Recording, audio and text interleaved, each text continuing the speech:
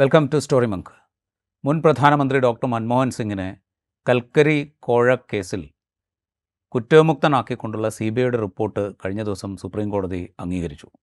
അദ്ദേഹത്തിൻ്റെ മരണത്തിന് ശേഷം ഒരുപക്ഷെ രാജ്യം ഇന്നുവരെ കേട്ടതിൽ വെച്ച് ഏറ്റവും വലിയ അഴിമതി ആരോപണത്തിൽ നിന്നാണ് അദ്ദേഹം മുക്തനാവുന്നത്.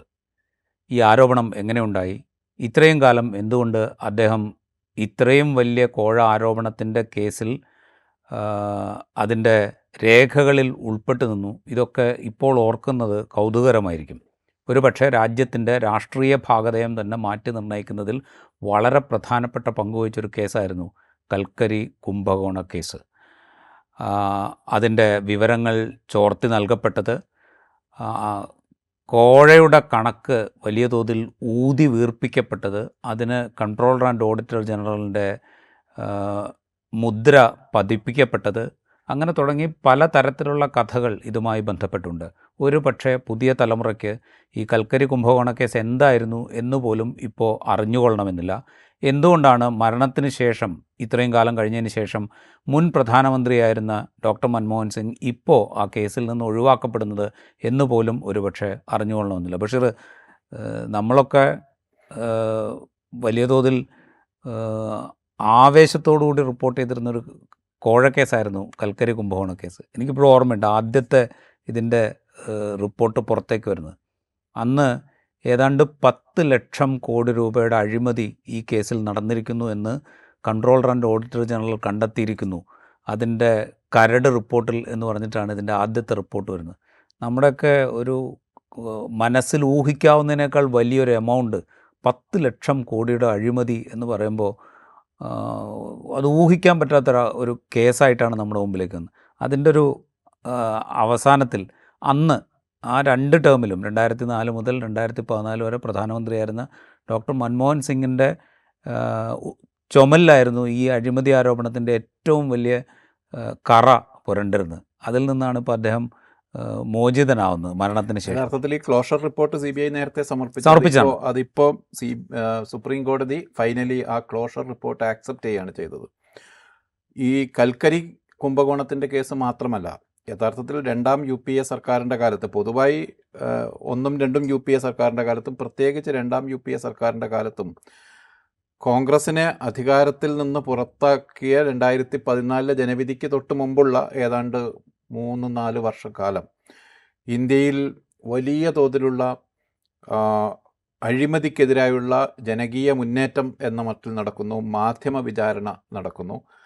കൽക്കരി കേസിനപ്പുറത്ത് മറ്റ് പല കേസുകൾ, 2G സ്പെക്ട്രം കേസ്, അതുപോലുള്ള എല്ലാ കേസുകളും, അതിൽ കോമൺവെൽത്ത് ഗെയിംസുമായി ബന്ധപ്പെട്ട കേസ് ഒഴികെ മറ്റെല്ലാ കാര്യങ്ങളുടെ കാര്യത്തിലും ഒരു പ്രിസംപ്റ്റീവ് ലോസ് എന്ന കൺട്രോളർ ആൻഡ് ഓഡിറ്റർ ജനറലിൻ്റെ ഒരു കണ്ടെത്തലാണ് യഥാർത്ഥത്തിൽ ഇത്രയും വലിയ നഷ്ടം എന്നത്.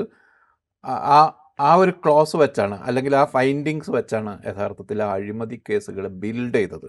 അഴിമതി ഇല്ല എന്നോ അഴിമതി കേസുകൾക്ക് നിലനിൽപ്പില്ല എന്നോ ഒന്നുമല്ല.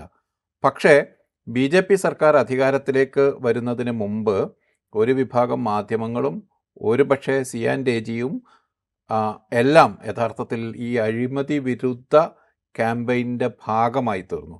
അതിന് സൗകര്യപ്പെടുന്ന വിധത്തിൽ യഥാർത്ഥത്തിൽ കണക്കുകൾ ഉണ്ടായി. പിൽക്കാലത്ത് ഇപ്പോൾ 2G സ്പെക്ട്രം കേസ് നേരത്തെ തന്നെ അതിൽ ആളുകളെ കുറ്റവിമുക്തരാക്കിയിട്ടുണ്ട്. കേസില്ലാതായിട്ടില്ല, പക്ഷേ ആളുകളെ തെളിവില്ല, ഗൂഢാലോചനയ്ക്ക് തെളിവില്ല എന്ന് പറഞ്ഞ് 17 പ്രതികളെയും കുറ്റമുക്തരാക്കിയിട്ടുണ്ട്. ഇപ്പോൾ വ്യക്തിഗതമായി ഡോക്ടർ മൻമോഹൻ സിംഗിൻ്റെ പേര് കൽക്കരി കുംഭകോണ കേസിൽ മാത്രമാണ് ഉയർന്നു വന്നത്. അതിന് കാരണം അദ്ദേഹം പ്രധാനമന്ത്രിയായിരിക്കെ തന്നെ കൽക്കരി വകുപ്പിൻ്റെ ചുമതല കൂടി വഹിച്ചിരുന്നു എന്നതുകൊണ്ട്, ചെറിയൊരു കാലയളവിൽ, കുറഞ്ഞ അതുകൂടി വെച്ചാണ് അദ്ദേഹത്തിനെ വ്യക്തിപരമായി ഈ കേസിൽ നെയിം ചെയ്തത്. ഇവിടെ നമുക്ക് ഓർക്കാവുന്ന കാര്യം, 2014 ഏതാണ്ട് ജനുവരി മാസത്തിൻ്റെ തുടക്കത്തിലോ മറ്റോ ആയിരിക്കണം ഡോക്ടർ മൻമോഹൻ സിംഗിൻ്റെ ഏറ്റവും അവസാനത്തെ വലിയ വാർത്താ സമ്മേളനം.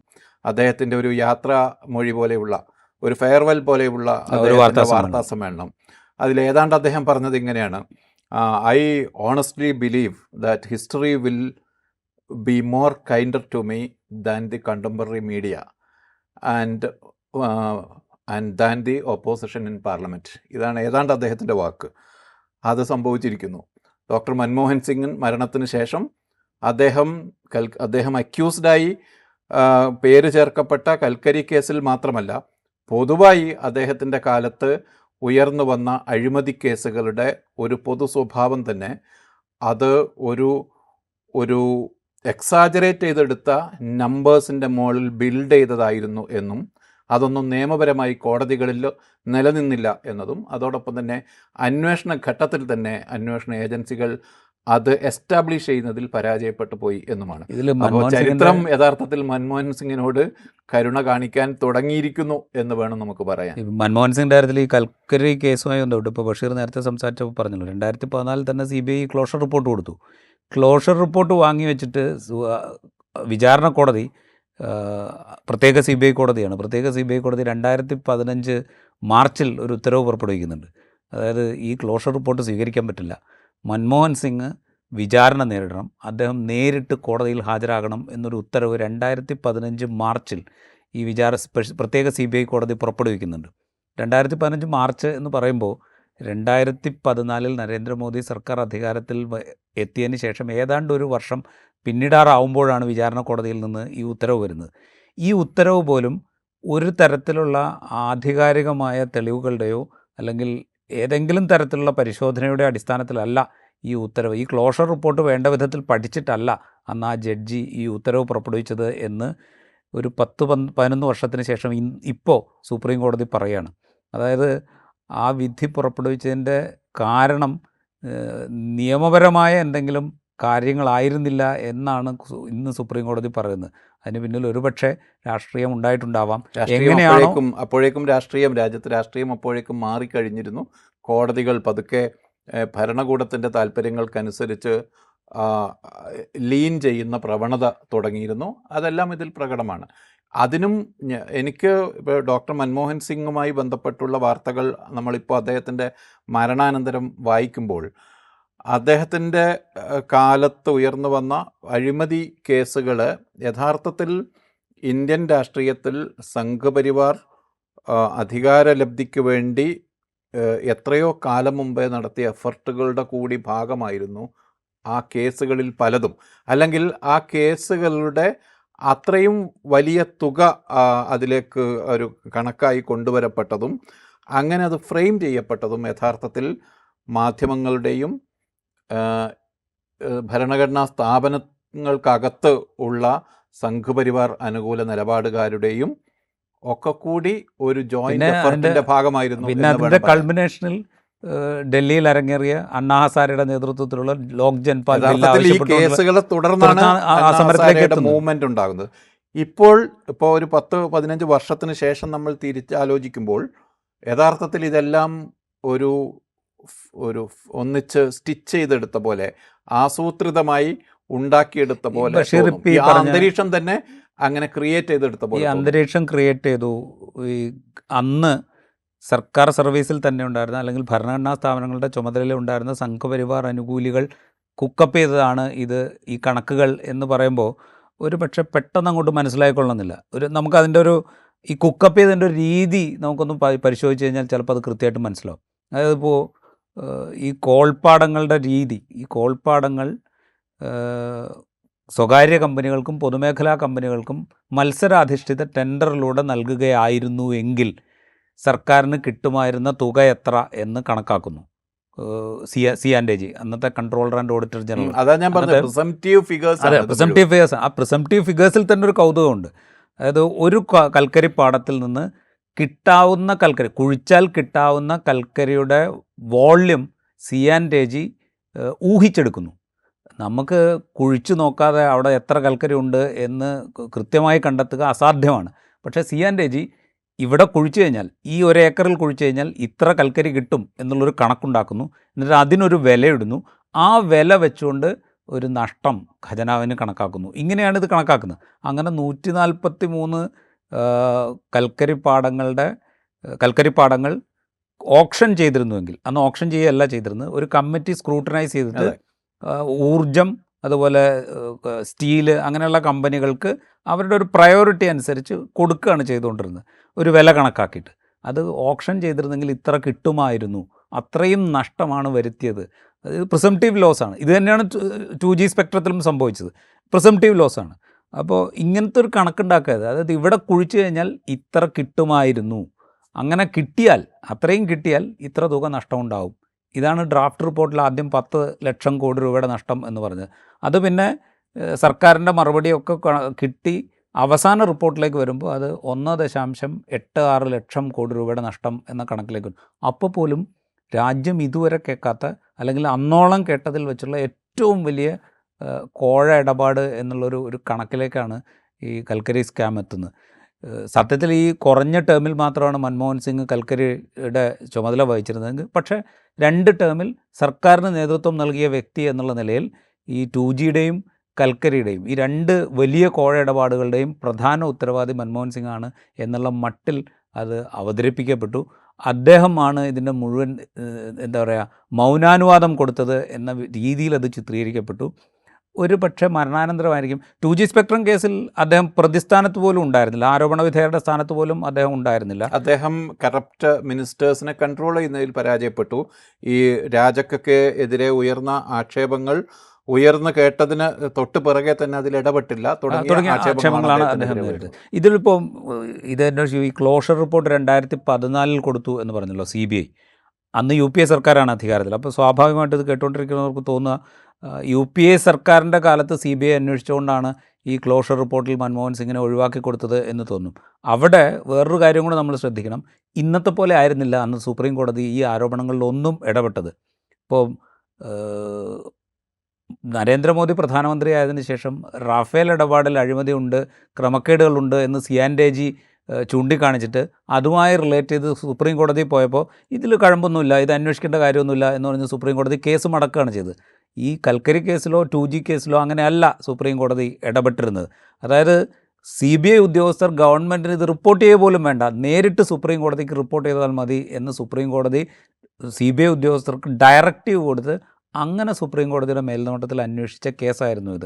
ആ കേസിലാണ് അവസാനം ഡോക്ടർ മൻമോഹൻ സിംഗിനെതിരെ അദ്ദേഹം ചുമതലയിലിരിക്കെ, അദ്ദേഹം കൈക്കൂലി വാങ്ങി എന്നുള്ള ആക്ഷേപം ഉണ്ടായിരുന്നില്ല, അദ്ദേഹം ചുമതലയിലിരിക്കെ എന്താ പറയുക ക്രമക്കേടുകൾക്ക് അല്ലെങ്കിൽ ക്രമക്കേടുകൾ ഉണ്ടായി, നടപടിക്രമങ്ങൾ പാലിച്ചില്ല എന്നുള്ള അലിഗേഷനാണ് ഉണ്ടായത്. അത് തെളിയിക്കാൻ സാധിച്ചില്ല എന്ന ക്ലോഷർ റിപ്പോർട്ട് കൊടുക്കുന്നത് സുപ്രീം കോടതിയുടെ മേൽനോട്ടത്തിൽ നടത്തിയ അന്വേഷണത്തിനൊടുവിലാണ് CBI അങ്ങനെ ഒരു റിപ്പോർട്ട് കൊടുക്കുന്നത്.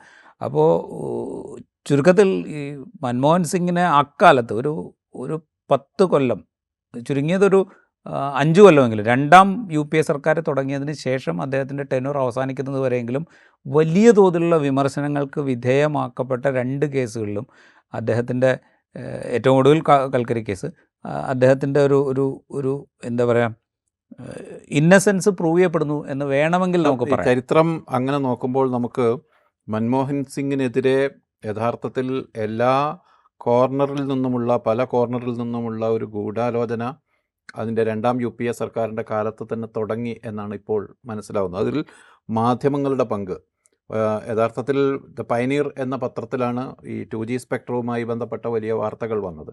ഒരു മലയാളി മാധ്യമപ്രവർത്തകൻ J. ഗോപികൃഷ്ണൻ്റെ പേരിലാണ് അത് വന്നത്. യഥാർത്ഥത്തിൽ പയനീറിൻ്റെ പത്രാധിപരായിരുന്ന BJPയുടെ രാജ്യസഭാംഗം കൂടിയായിരുന്ന ചന്ദൻ മിത്രയ്ക്കാണ് ഇതുമായി ബന്ധപ്പെട്ട രേഖകൾ ആദ്യം ലഭ്യമായത് എന്നാണ്. അത് തന്നെ സംശയാസ്പദമായിരുന്നു. പിൽക്കാലത്ത് അത് സംശയാസ്പദമാണ് എന്ന് വിലയിരുത്തപ്പെട്ടിട്ടുണ്ട്. ചന്ദൻ മിത്രയിലേക്ക് ഔദ്യോഗിക സോഴ്സിൽ നിന്ന് തന്നെ BJPയുടെ അദ്വാനിയുടെ സ്പീച്ച് റൈറ്റർ കൂടിയായിരുന്നു ചന്ദൻ മിത്ര. അദ്ദേഹത്തിലേക്ക് എത്തിപ്പെടുന്ന രേഖകൾ പിന്നീട് പല മാധ്യമങ്ങളിലേക്ക് എത്തുകയും വലിയ തോതിൽ ഏതാണ്ട് 200ഓളം വാർത്തകളാണ് J. ഗോപികൃഷ്ണൻ്റെ പേരിൽ തന്നെ പയനീറിൽ വന്നത്.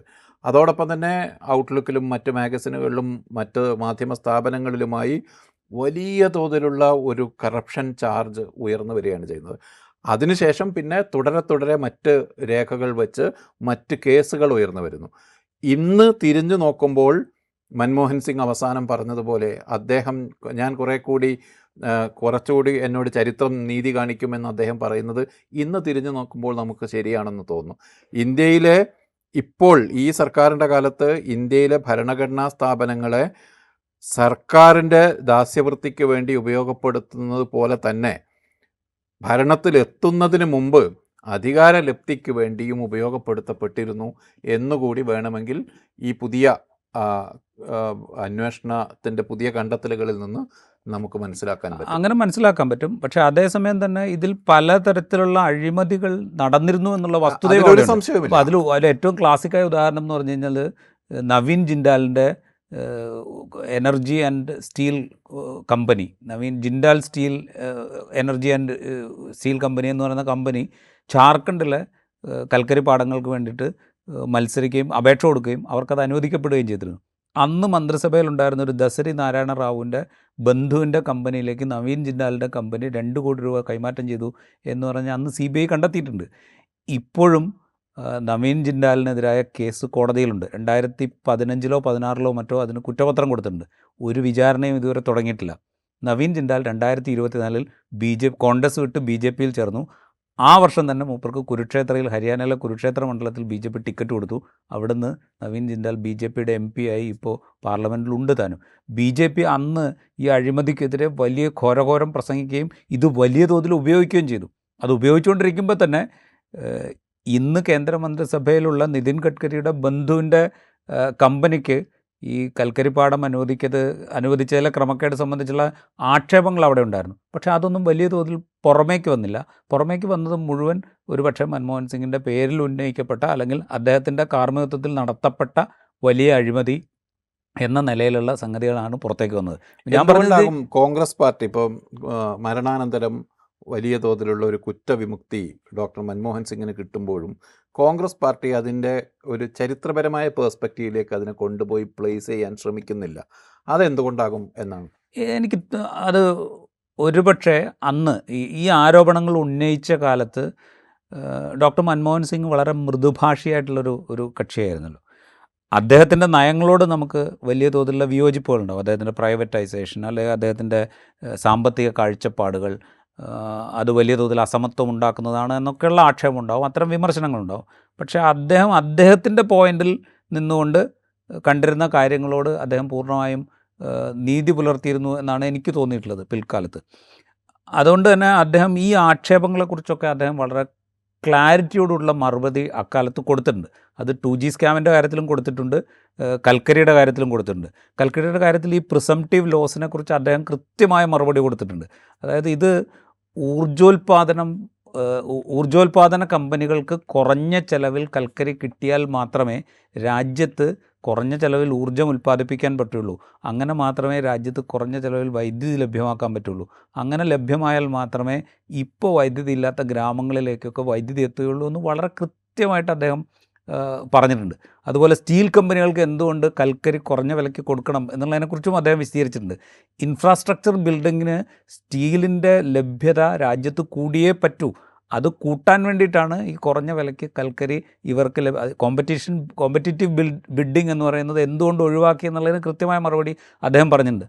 പക്ഷേ ഇതേപോലെ അന്ന് വിശദീകരിക്കാനോ അത് ജനങ്ങളോട് പറയാനോ കോൺഗ്രസ് പാർട്ടിയിലെ ഒരു നേതാവിനും സാധിച്ചിരുന്നില്ല, കോൺഗ്രസ് പ്രവർത്തകർക്കും സാധിച്ചില്ല, അത് ഇനിയും സാധിക്കില്ല. അതുകൊണ്ടാണ് അവർക്ക് മൻമോഹൻ സിംഗിനെ അദ്ദേഹത്തിൻ്റെ മരണശേഷം സുപ്രീം കോടതി ക്ലോഷർ റിപ്പോർട്ട് അംഗീകരിച്ച് അദ്ദേഹം തെറ്റൊന്നും ചെയ്തിരുന്നില്ല എന്ന് പറയുമ്പോൾ പോലും അതിനെ പൊളിറ്റിക്കൽ ഉത്തരം പറയണം എന്ന് പോലും ഒരു നിലക്കും ആരും പറയുന്നില്ല. ഞാൻ ചോദിക്കുന്നത്, രാഷ്ട്രീയമായി ഡോക്ടർ മൻമോഹൻ സിംഗ് കോൺഗ്രസിൻ്റെ 1ാം കുടുംബത്തിൽ നിന്നുള്ള ആളായിരുന്നില്ല. 2004 അദ്ദേഹം പ്രധാനമന്ത്രി പദത്തിലേക്ക് വരുന്ന ആ ദിവസങ്ങൾ ഞാൻ നേരിട്ട് റിപ്പോർട്ട് ചെയ്തിട്ടുണ്ട്. നമുക്കത് കാണാൻ പറ്റും. വളരെ റിലക്റ്റൻ്റ് ആയിരുന്നു മൻമോഹൻ സിംഗ് ഈ പ്രധാനമന്ത്രി പദത്തോട്. ഒരുപാട് നിർബന്ധിച്ചിട്ടാണ് യഥാർത്ഥത്തിൽ അദ്ദേഹം പ്രധാനമന്ത്രി പദം അന്ന് യു പി എയുടെ പ്രധാനമന്ത്രി പദം ഏറ്റെടുക്കുന്നത്. അപ്പോൾ ഈ ഒരു പൊളിറ്റിക്കൽ കുടുംബം അതല്ലെങ്കിൽ ആ തരത്തിലല്ലല്ലോ ഡോക്ടർ മൻമോഹൻ സിംഗിനെ അടയാളപ്പെടുത്തുന്നത്. അദ്ദേഹം ഒരു ധനകാര്യ വിദഗ്ധൻ എന്ന മട്ടിലാണ് സർക്കാരിൻ്റെ പോലും ഭാഗമായി തീരുന്നത്. ഒരു പക്ഷേ ആ കുടുംബത്തിലെ അതല്ലെങ്കിൽ ഒരു 1ാം കുടുംബത്തിലെ അംഗം അല്ലാത്തത് കൊണ്ടാകുമോ ഡോക്ടർ മൻമോഹൻ സിംഗിൻ്റെ ഈ മരണാനന്തര ഈ ഒരു എക്സോണറേഷൻ ഒരു തരത്തിലും സെലിബ്രേറ്റ് ചെയ്യപ്പെടാത്തത്? അതും ഒരു സാധ്യതയാണ്. കാരണം ഇപ്പോൾ ആ 1ാം കുടുംബത്തിലെ ആർക്കെങ്കിലും എതിരെയാണ് ഒരു കേസിൽ കുറ്റവിമുക്തി ഉണ്ടാകുന്നത് എങ്കിൽ ഒരു പക്ഷേ കോൺഗ്രസിൻ്റെ താഴെത്തട്ടിലുള്ള പ്രവർത്തകർ മുതൽ എന്താ പറയുക AICCയുടെ ജനറൽ സെക്രട്ടറിമാർ വരെയുള്ള ആ ശ്രേണി ഉണ്ടല്ലോ, അത് വലിയ തോതിൽ ഇതിനേക്കാൾ ഗംഭീരമായ ഒരു ആഘോഷമായിട്ട് അതിനെ മാറ്റിയേനെ. ഇതങ്ങനെ മാറ്റുന്നില്ല. ഇതങ്ങനെ മാറ്റാത്തതിൻ്റെ ഒരു കാരണം ഇത് തന്നെയാണ്. അദ്ദേഹം ഒന്നാം ശ്രേണിയിലുള്ള കുടുംബത്തിലുള്ള ആളല്ല. രണ്ടാമത് അദ്ദേഹം ഒരു റീപ്ലേസ്മെൻ്റായി മാത്രം പ്രധാനമന്ത്രി പദത്തിലേക്ക് എത്തിയ ഒരാളാണ്. ഇപ്പോഴും കോൺഗ്രസ്സുകാർ ആത്മാർത്ഥമായി വിശ്വസിക്കുന്നുണ്ടാവുക അദ്ദേഹത്തിൻ്റെ പേരിൽ ഉയർന്ന ആരോപണങ്ങളുടെ പേരിൽ, അല്ലെങ്കിൽ അദ്ദേഹം നേതാവായിരുന്നതുകൊണ്ടാണ് ഈ പറയുന്ന അധികാര നഷ്ടം കോൺഗ്രസ്സിനുണ്ടായത് എന്ന് വിശ്വസിക്കുന്നവരായിരിക്കും കോൺഗ്രസ്സിൽ നേതൃത്വം. ആ വിധത്തിലായിരുന്നു അന്നത്തെ ചിത്രീകരണം. ഒരുപക്ഷെ അന്നത്തെ കോൺഗ്രസ് നേതാക്കളിൽ പലരും പറയുന്നത് പ്രണബ് മുഖർജി ആയിരുന്നു പ്രധാനമന്ത്രി സ്ഥാനത്തെങ്കിൽ ഇതുപോലൊരവസ്ഥയിലേക്ക് കോൺഗ്രസ് എത്തുമായിരുന്നില്ല എന്ന് വിശ്വസിക്കുന്ന കോൺഗ്രസ് നേതാക്കൾ അന്നും ഇന്നും ധാരാളമുണ്ട്. അതുകൊണ്ടുകൂടിയായിരിക്കും ഇപ്പോൾ മൻമോഹൻ സിംഗിൻ്റെ പേരിൽ അദ്ദേഹത്തിൻ്റെ പേരിലുണ്ടായിരുന്ന ആക്ഷേപം പൂർണ്ണമായി നീക്കപ്പെടുമ്പോൾ പോലും ഞങ്ങളുടെ മേൽ അനാവശ്യമായി ഒരു ആരോപണം കെട്ടിവെച്ച് ഒരു കെട്ടുകഥയുണ്ടാക്കി ആണ് BJP അധികാരത്തിലേക്ക് എത്തിയത്, അതിലൊരു കഴമ്പും ഉണ്ടായിരുന്നില്ല എന്ന് ഉറക്കെ പറയാൻ കോൺഗ്രസ്സുകാർക്ക് സാധിക്കാറില്ല. വികസനപരമായി നോക്കിയാൽ നെഹ്റു കഴിഞ്ഞാൽ അടുത്ത സ്ഥാനത്താണ് ഡോക്ടർ മൻമോഹൻ സിംഗിൻ്റെ സ്ഥാനം. ഈ തൊഴിലുറപ്പ് പദ്ധതി പോലെയുള്ള പദ്ധതികളുടെ ഉപജ്ഞാതാവ് എന്ന മട്ടിലൊക്കെ അതിനെ കാണാവുന്നതാണ്. പക്ഷേ ആ തരത്തിൽ ഉള്ള ഒരു സ്ഥാനത്തിരിക്കുമ്പോൾ പോലും കോൺഗ്രസ്സിനകത്ത് ഡോക്ടർ മൻമോഹൻ സിംഗിന് അനുകൂലമായി ചരിത്രം അതിൻ്റെ വിധി മാറ്റി പറയുന്നതിനെ അതിനെ ഒരു രാഷ്ട്രീയമായ ആയുധമാക്കാൻ യഥാർത്ഥത്തിൽ കോൺഗ്രസ്സിന് കഴിയുന്നില്ല. അത് ഡോക്ടർ മൻമോഹൻ സിംഗിനെ എക്സോണറേറ്റ് ചെയ്യുന്നു എന്നുള്ളത് രാഷ്ട്രീയ ആയുധമാക്കാൻ കഴിയുന്നില്ല എന്നുള്ളത് പോലെ തന്നെ അന്ന് മൻമോഹൻ സിംഗ് തുടങ്ങി വെച്ച പലതിൻ്റെയും ഉപഭോക്താവായി നിൽക്കുകയാണ് നരേന്ദ്രമോദി എന്ന വസ്തുത തുറന്നു പറയാൻ പോലും കോൺഗ്രസ്സിന് സാധിക്കുന്നില്ല. ഇപ്പോൾ രാജ്യത്തെ എല്ലാ ഗ്രാമങ്ങളിലും വൈദ്യുതി എത്തിച്ചത് കഴിഞ്ഞ 12 വർഷം കൊണ്ടാണ് എന്ന് പ്രധാനമന്ത്രി നരേന്ദ്രമോദി അവകാശപ്പെട്ടുകൊണ്ട് അദ്ദേഹം വലിയ തോതിലുള്ള പരസ്യം എല്ലാ മാധ്യമങ്ങളിലും ചെയ്യുമ്പോൾ അന്ന് മൻമോഹൻ സിംഗ് ഈ വൈദ്യുതി ഉൽപ്പാദനത്തിൻ്റെ ചെലവ് കുറഞ്ഞാൽ മാത്രമേ ഇതെല്ലായിടത്തും വേഗത്തിൽ എത്തിക്കാൻ സാധിക്കുകയുള്ളൂ, കൂടുതൽ കമ്പനികൾ ഇതിൽ ഇൻവെസ്റ്റ് ചെയ്യുള്ളൂ, കൂടുതൽ വൈദ്യുതി ഇവിടെ ഉൽപ്പാദിപ്പിക്കപ്പെടുകയുള്ളൂ എന്ന് പറയുകയും അതിനനുസരിച്ചൊരു പോളിസി രൂപപ്പെടുത്തുകയും ചെയ്തതിൻ്റെ തുടർച്ചയിലാണ് ഇവിടെ വൈദ്യുതി ഉൽപ്പാദനം കൂടിയതെന്നും അതിൻ്റെ തുടർച്ചയിലാണ് എല്ലായിടത്തേക്കും വൈദ്യുതി എത്തിക്കാൻ കഴിഞ്ഞതെന്നും അതിൻ്റെ ലാഭം എടുക്കുകയാണ് നരേന്ദ്രമോദി ചെയ്യുന്നതെന്നും പറയാൻ അവർക്ക് സാധിക്കുന്നില്ല. ഈ 2G സ്പെക്ട്രത്തിൻ്റെ കാര്യത്തിൽ പോലും അത്രയും കുറഞ്ഞ വിലയ്ക്ക് സ്പെക്ട്രം കൊടുക്കാൻ തയ്യാറായതുകൊണ്ടാണ് കൂടുതൽ കമ്പനികൾ മൊബൈൽ സേവനദാതാക്കളായി രംഗത്ത് വന്നതെന്നും അതുകൊണ്ടാണ് ഈ കമ്മ്യൂണിക്കേഷൻ നെറ്റ്വർക്ക് രാജ്യത്ത് ഇത്രത്തോളം വിപുലമായതെന്നും അതിൻ്റെ തുടർച്ചയിലാണ് നരേന്ദ്രമോദിയും BJPയും ഈ പറയുന്ന സാമൂഹ്യ മാധ്യമ നെറ്റ്വർക്ക് ഉപയോഗിച്ചുകൊണ്ട് ക്യാമ്പയിൻ നടത്തി അധികാരം പിടിച്ചത് എന്നുപോലും പറയാൻ കോൺഗ്രസ്സുകാർക്ക് പറ്റുന്നില്ല. അപ്പോൾ ചുരുക്കത്തിൽ ഇതിനെ രാഷ്ട്രീയമായി ഉപയോഗിക്കാൻ പറ്റുന്നില്ല. ഞങ്ങളുടെ കാലത്ത് ചെയ്ത കാര്യങ്ങളിലാണ് ഇവർ വലിയ നേട്ടങ്ങളായി കൊണ്ടാടുന്നത് എന്ന് ജനങ്ങളിലേക്ക് എത്തിക്കാൻ പോലും കോൺഗ്രസ്സുകാർക്ക് കഴിയുന്നില്ല. ആ നിലയ്ക്കുള്ളൊരു പരാജയം വലിയ തോതിൽ കോൺഗ്രസ്സുകാർക്ക് സംഭവിക്കുന്നുണ്ട്. അതൊരു ഉപചാരം പോലും യഥാർത്ഥത്തിൽ കോൺഗ്രസിന്റെ ഭാഗത്തുനിന്ന് ഉണ്ടാകുന്നില്ല. ഒരു ഉപചാരം ഇന്നത്തെ മാധ്യമങ്ങളിൽ ഈ വാർത്ത വരുന്നതിനെയും അതിനോടുള്ള കോൺഗ്രസിന്റെ പ്രതികരണമില്ലായ്മയെയും ഒക്കെ കാണുമ്പോൾ നമുക്ക് യഥാർത്ഥത്തിൽ ഒരു ഉപചാരത്തിന് പോലും ഡോക്ടർ മൻമോഹൻ സിംഗിന്റെ കാലത്തെ അനുസ്മരിക്കാൻ ഇവർ തയ്യാറാകുന്നില്ല എന്ന് വേണം പറയാൻ. അതെ, അതിനോടൊപ്പം നമ്മൾ ഓർക്കേണ്ട ഒരു കാര്യം, ദീർഘകാലം ഇന്ത്യൻ മാധ്യമങ്ങളുടെ, പത്രങ്ങളുടെയും ടെലിവിഷനുകളുടെയും പ്രധാന വാർത്തകളും മുഖ്യ വാർത്തകളും ഒക്കെയായി ആരോപണ സമൃദ്ധമായി നിറഞ്ഞു നിന്നിരുന്ന മൻമോഹൻ സിംഗിനെ ആ കേസിൽ നിന്ന് കുറ്റവിമുക്തനാക്കുമ്പോൾ വളരെ അപ്രധാനമായ രീതിയിലാണ് മാധ്യമങ്ങളും ആ വാർത്തയെ കൈകാര്യം ചെയ്യുന്നത് എന്ന വസ്തുത കൂടി നമ്മുടെ മുമ്പിലുണ്ട്. ഈ എപ്പിസോഡ് ഇവിടെ പൂർത്തിയാവുന്നു. മറ്റൊരു എപ്പിസോഡുമായി വീണ്ടും കാണാം.